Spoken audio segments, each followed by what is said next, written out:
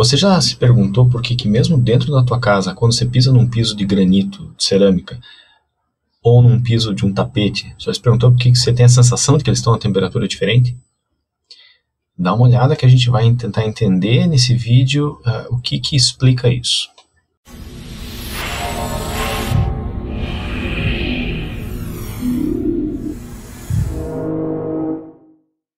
Bom, nesse vídeo então vamos entender a lei de Fourier e a condutividade térmica, que é uma propriedade que de certa forma explica um pouco dessa sensação que a gente tem quando a gente pisa em dois pisos diferentes, né? A resposta, na verdade, para esse questionamento que a gente faz é que, na verdade, o piso de cerâmica ele retira calor de forma mais intensa, de forma mais rápida, aqui entre aspas, do nosso corpo, da nossa pele, e assim a gente tem a sensação de frio, tem a sensação que ele está mais frio. Bom, essa história ela foi estudada há um tempão atrás já por um sujeito chamado Fourier.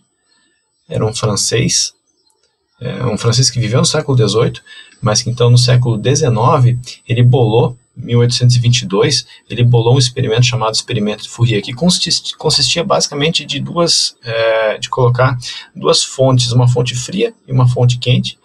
E aqui, para ficar mais fácil da gente entender, a gente vai usar água.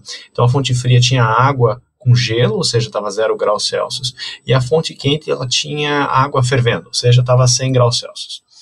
Colocou essas duas fontes de calor, né, essas duas fontes duas fontes de temperatura constante a uma distância fixa entre elas, e entre essas fontes ele colocou uma série de barras. E ele colocou uma barra, por exemplo, de um material cerâmico, um granito, ele colocou uma barra de cobre e ele colocou uma barra de madeira. 3 barras diferentes. Essas barras tinham exatamente a mesma dimensão, o mesmo diâmetro, ou seja, vão ter a mesma área, e elas tinham o mesmo comprimento. E elas estavam também submetidas ao mesmo ΔT, ou seja, a temperatura 100 menos 0 graus Celsius era exatamente a mesma em todas as barras.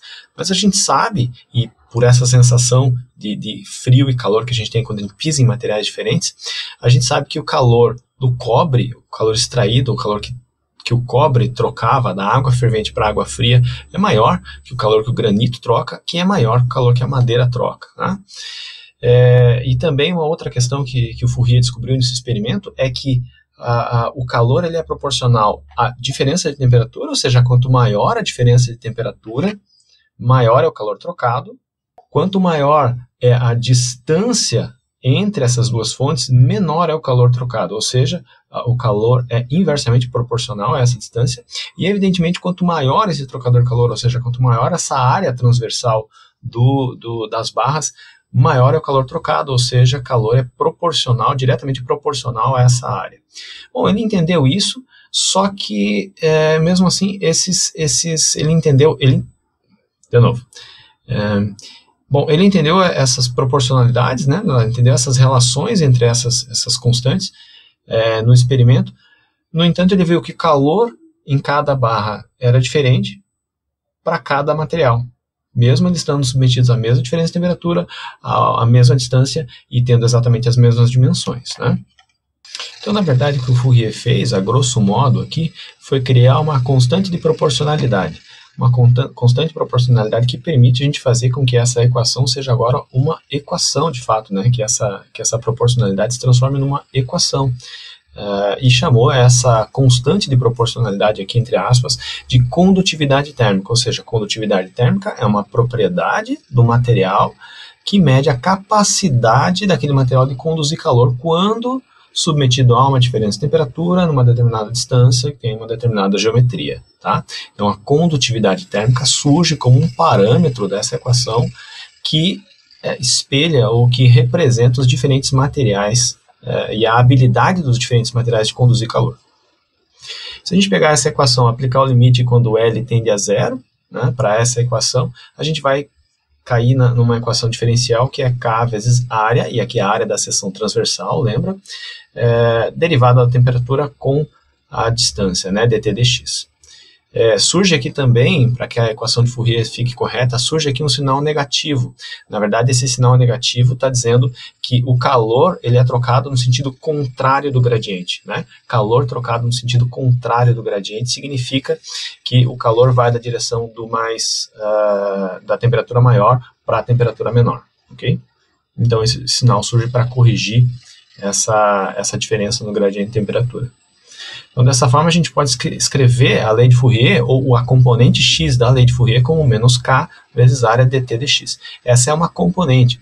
Veja que a gente pode reconhecer aqui a função gradiente de temperatura, nesse caso, e é uma função vetorial. O gradiente do escalar é um vetor, ou seja, a lei de Fourier é uma equação vetorial, e nesse caso que a gente escreveu é uma componente, a gente deduziu isso e mostrou isso baseado numa componente dessa equação vetorial. Bom, assumindo um sistema de coordenadas cartesiano em 3 direções, x, y e z, por exemplo, a gente pode escrever a equação de Fourier da seguinte forma, que, na verdade, taxa de troca de calor é igual a menos k vezes área dt dx na direção y, mais dt dy na direção j, dt dz na direção k. São as 3 componentes no sistema de coordenadas cartesiano. Veja que a gente assumiu aqui que a condutividade térmica do material ela é igual em todas as direções, né? A gente não está assumindo aqui, por exemplo, um material anisotrópico, que tem condutividades térmicas diferentes nas diferentes direções. Isso pode acontecer, por exemplo, com um material compósito, fibra de carbono, fibra de vidro, etc. Pode ter condutividade térmica diferente nas diferentes direções, tá? Não é o caso, a gente vai assumir uma forma simples dessa lei para poder fazer os nossos estudos aqui na disciplina. Bom, é evidente que a lei de Fourier pode ser... E aí? Bom, mais uma vez. Bom, a lei de Fourier, como é o gradiente de temperatura, menos Ka vezes gradiente de temperatura, pode ser escrita em outros sistemas de coordenada, e aqui eu só estou exemplificando sistemas de coordenadas cilíndricas, que é menos K, e aqui eu só estou exemplificando como é que fica... a lei de Fourier num sistema de coordenadas cilíndricas e também num sistema de coordenadas esféricas, tá? Ela vai ser importante depois para a gente poder entender a equação de difusão nesses sistemas de coordenadas, e tem algumas aplicações interessantes em engenharia que utilizam esses sistemas de coordenadas também, tá? Veja que o uso de diferentes sistemas de coordenadas, cartesiano, cilíndrico ou esférico, vai depender do caso, vai depender da geometria do problema. A gente vai entendendo isso, resolvendo o problema ao longo do curso, ok?